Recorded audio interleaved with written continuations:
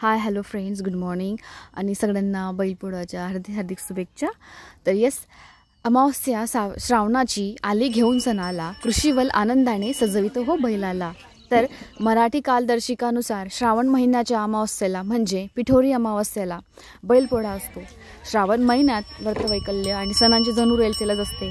श्रावण महिन्याचे महत्त्व आणि यातील महत्त्वाचे सण समारंभ प्रत्येकाला माहीत असायला हवेत। या काळात नागपंचमी, नारळी पौर्णिमा, रक्षाबंधन, गोकुळाष्टमी पाठोपाठ येतो तो म्हणजे बैलपोळा। संपूर्ण महाराष्ट्रात शेतकरी बांधव हा सण आनंदात आणि उत्सवात साजरा करताना दिसतात।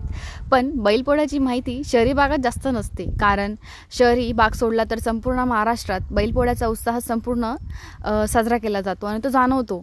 या सणाचे महत्त्व शेतकऱ्यांमध्ये जास्त प्रमाणात असते, कारण बैल म्हणजे शेतकऱ्यांचे जीवाभावाचे मित्र।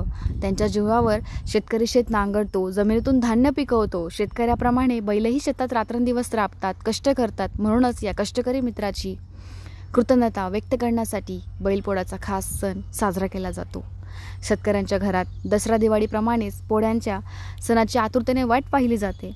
महाराष्ट्रात या सणाला बैलपोळा म्हणतात, तर कर्नाटकात याला बेंदूर असं म्हणतात। यासाठीच घेऊया बैलपोळा माहिती मराठीतून। त्याचप्रमाणे या खास सणासाठी शेतकरी बांधवांना द्या मनापासून बैलपोळ्याच्या शुभेच्छा। तर बैलपोळा सण घरातील बैल अथवा पाळीव प्राण्यांविषयी कृतज्ञता आणि प्रेम व्यक्त करणारा एक महत्त्वाचा सण आहे। शेतीला पूरक व्यवसाय म्हणजे पशुपालन करणे। बैलामुळे शेतकऱ्याला शेत नांगरणे सोपे जाते। साहजिकच बैल हा प्राणी शेतकऱ्याचा जीवाभावाचा असतो, त्यामुळे वर्षाचा एक दिवस तरी त्याची कष्टदायक कामापासून सुटका व्हावी आणि त्याची वर्षभर केलेल्या कामाबद्दल ग्रॅटिट्यूड आपण व्यक्त केला पाहिजे।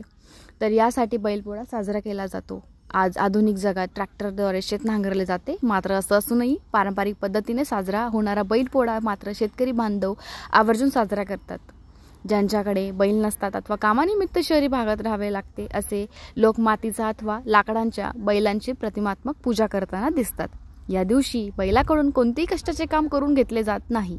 बैलांना सजवले जाते आणि त्यांची पूजा करून त्यांचा नैवेद्य दाखवला जातो। बैलपोळ्याच्या दिवशी घरोघरी पुरणपोळीचा नैवेद्य करण्याची पद्धत महाराष्ट्रात आहे। बैलपोळ्यासाठी बैलांना रीतसर आमंत्रण देण्याची पद्धत आहे। यासाठीच आज आवतन घ्या आणि उद्या जेवायला या अशा शब्दात बैलांना घरोघरी आमंत्रण दिलं जातं। काही ठिकाणी बैलांची मिरवणूक काढली जाते। यासाठी घरातील बैलाला सुंदर शाल आणि रंगरंगोटी करून सजवले जाते। हिंदू संस्कृतीत वृक्ष, प्राणी यांची पूजा करण्याची पद्धत आहे। तर मग बैलपोळा कथा याची स्टोरी काय? Why we are celebrating Bailpola? So बैलपोळ्याविषयी एक दंतकथा प्रचलित आहे। असं म्हणतात की कैलाश पर्वतावर भगवान शंकर आणि माता पार्वती सारीपाट खेळत होते। सारीपाटाचा हा डाव माता पार्वतीने जिंकला, मात्र हा डाव कोणी जिंकला यावरून भगवान शंकर आणि माता पार्वतीचे भांडण झाले। हा वाद सोडवण्यासाठी तिसऱ्या व्यक्तीची मदत घ्यायचे ठरले। शेजारी नंदी उभा होता, नंदी त्या क्षणाचा साक्षीदार होता। तेव्हा पार्वती मातेने नंदीला विचारले की डाव कोणी जिंकला। त्यावेळी भगवान शंकराचा परमभक्त नंदीने शंकराची बाजू घेतली। नंदीचे उत्तर ऐकून माता पार्वतीला राग आला आणि तिने नंदीला शाप दिला। कलियुगात तुला आयुष्यभर कष्ट करावे लागतील असा शाप पार्वतीने नंदीला दिला। नंदीला त्याची चूक समजली आणि त्याने पार्वती मातेची माफी मागितली। तेव्हा दया घेऊन पार्वती मातेने नंदीला सांगितले की तुला कलियुगात जरी आयुष्यभर कष्ट करावे लागले तरी वर्षातून एक दिवस असा असेल जेव्हा माणसं तुझी देवाप्रमाणे पूजा करतील, तुला कष्टाचे काम करायला देणार नाही। तेव्हापासून बैलाची पूजा करणारा बैलपोळा हा सण साजरा होऊ लागला।